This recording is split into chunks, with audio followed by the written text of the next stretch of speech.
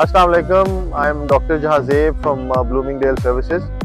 मैं आज आपको वीज़ा की जो कंसल्टेंट्स, आपके एजेंट्स, जिनकी कंसल्टेंसी कंपनीज के पास आप जाते हैं, ठीक है, इनकी बहुत सारी कंप्लेंट्स हमारे जो कंसल्टेंसी कंपनीज हैं, जो कस्टमर्स बताते हैं कि जी ओवर चार्जिंग हो रही है और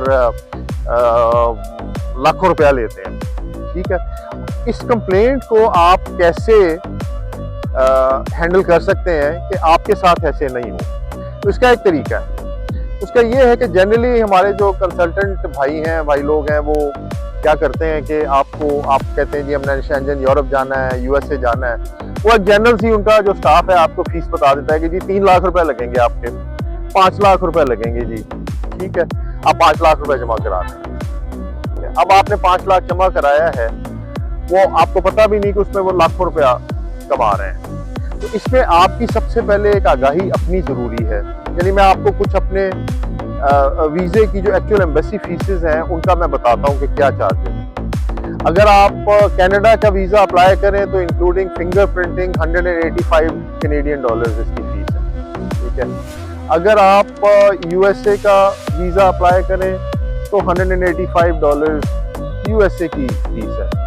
अगर आप शेंजन एम्बेसी में किसी जगह यूरोप का शेंजन का वीजा अप्लाई कर रहे हैं तो उसकी 90 यूरोस जो है उसकी फीस है।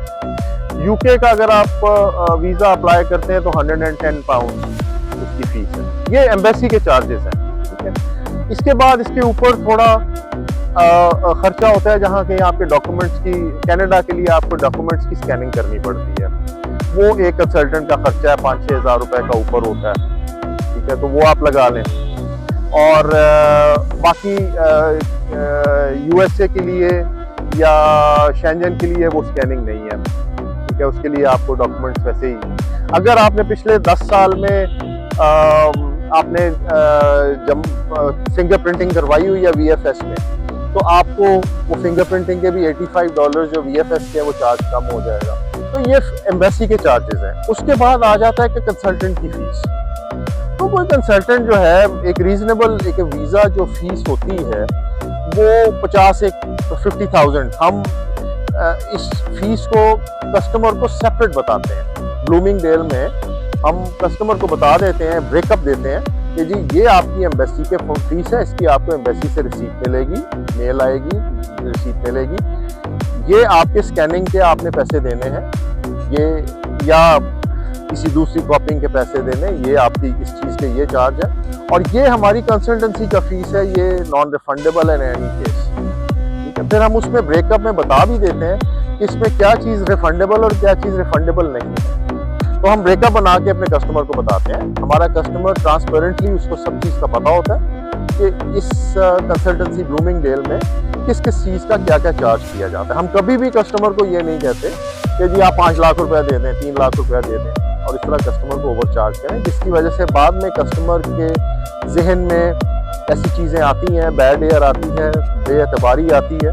तो आप जब भी किसी एजेंट के पास जाएं, कंसल्टेंसी कंपनी के पास जाएं, आप उनसे अपने आप को प्रोटेक्ट करें। उन्हें कहेंगे ऐसे नहीं है, आप मुझे पूरा ब्रेकअप बताएं अपना कि आप वीज़े का एम्बेसी का चार्ज क्या है, उसका अप्लाई करने का दूसरा क्या आप स्कैनिंग वगैरह का कुछ चार्ज कर रहे हैं, केस की आपको पता होना चाहिए।